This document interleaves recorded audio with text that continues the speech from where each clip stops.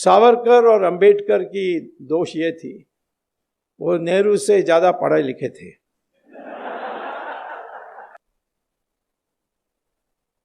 अब जवाहरलाल नेहरू का प्रॉब्लम क्या था, वो गए थे लंदन, फिर वहां से कैम्ब्रिज में जाकर दाखिल की, एडमिशन ली और फिर फेल हो गए। नेहरू परिवार में किसी ने भी आज तक कॉलेज की डिग्री प्राप्त नहीं की, सब फेल हुए हैं। एक बार सोनिया ने लिख दी अपने इलेक्शन एफिडेविट में कि studied in the university of Cambridge and got a degree in English. मैंने फिर जब वहाँ गया था लेक्चर देने के लिए कैम्ब्रिज यूनिवर्सिटी में, मैंने पूछा कि कैसे स्टूडेंट थी, उन्होंने कहा यहाँ स्टूडेंट कभी नहीं थी। मैंने कहा लिख कर दोगे, लिख कर दिया। उस समय मनोहर जोशी स्पीकर थे, तो मैंने उनको दिया कि देखिए इन्होंने ऐसा किया, तुम्हारे लोकसभा हुज हू में भी यही बात लिखी है, तो उनको पूछो। तो मेरी चिट्ठी जो मैं लेकर आया उसको भेजा और सोनिया का जवाब आया कि खेद है, ये प्रिंटिंग मिस्टेक है, टाइपिंग मिस्टेक के कारण प्रिंटिंग मिस्टेक हो गया है। तो साहब मनोहर जोशी ने पूछा अब क्या करें, मैंने कहा इसको Guinness book of world record को भेज दो, longest typing mistake in history.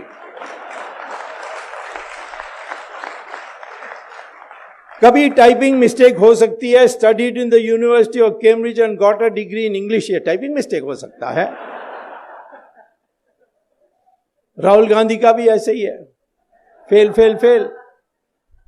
Priyanka भी जीसस मैरी कॉलेज में फेल, इंदिरा गांधी भी फेल, जवाहरलाल नेहरू भी फेल, उसके आगे मैं पहले नहीं जानता हूं क्या थे।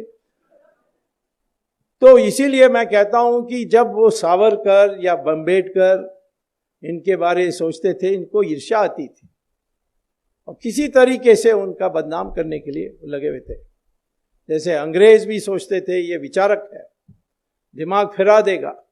जो मकौले ने देश में, हमारे देश में हीन भावना पैदा की, वो हीन भावना को ये हटा देंगे और फिर लोग खड़े हो जाएंगे। सुभाष चंद्र बोस के डर में अंग्रेज छोड़कर गए। ये किसने कहा? जिस प्राइम मिनिस्टर ने इंडियन इंडिपेंडेंस एक्ट पेश की थी पार्लियामेंट में, क्लेमेंट एटली, उन्होंने खुलेआम कहा था, क्योंकि अंग्रेजों का पहले से तय था, 200 साल से कई बार लिख चुके थे कि जिस दिन ये देश के, हिंदुस्तान के लोग खड़े हो जाएंगे लड़ने के लिए, उस दिन हमें छोड़कर जाना पड़ेगा। और खास तौर पर जब मिलिट्री विद्रोह करेगी तो हम एक दिन भी नहीं रहना चाहिए।